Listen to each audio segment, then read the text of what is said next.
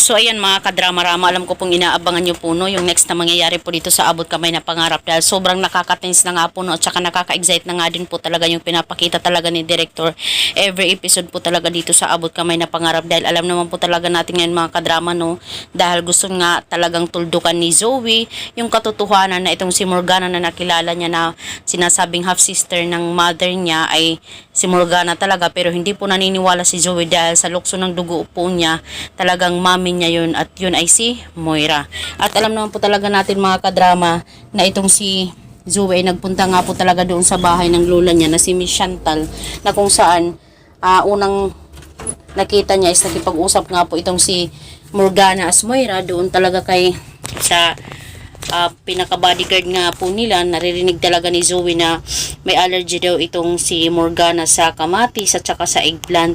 Syempre, ikaw pa naman ba bilang isang anak, dahil nung time na tumawag nga po itong si Zoe na gusto nga po nilang kumain sa labas, talagang sinabi ng mami niya na ayaw ko daw ng kamatis, iw daw, ganun. Kaya talagang tinuldukan ni Zoe na mami daw niya yun. Tapos para daw malaman na mami niya yun, may birthmark daw yung mami niya sa likod. So yung nangyari, nung inuhubaran na nila ni Justin ay wala po talaga silang nakita. Talagang pati din birthmark talaga nawala no. Talagang binago din talaga ni Moira para hindi talaga malaman ang katotohanan na siya talaga itong si Moira.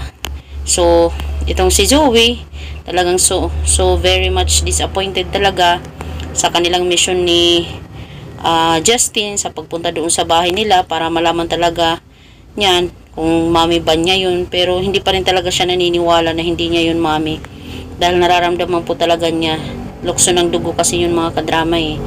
So ngayon naman niisip naman ni Zoe, hindi ba si mami ayaw na ba ni mami sa akin ganito ganyan. So ano yung gusto niya may mangyari sa akin para lumabas siya, sabihin niya yung katotohanan.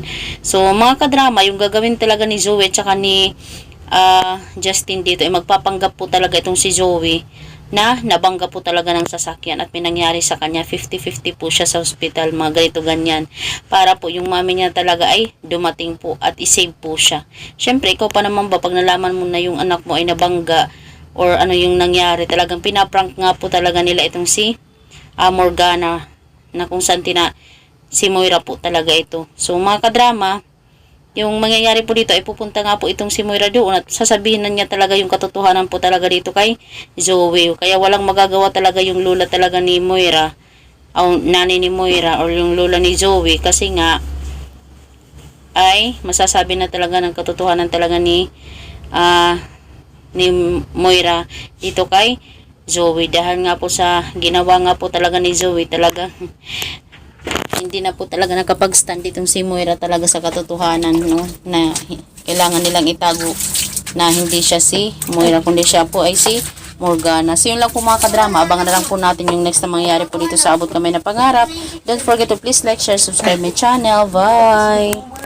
Bangang!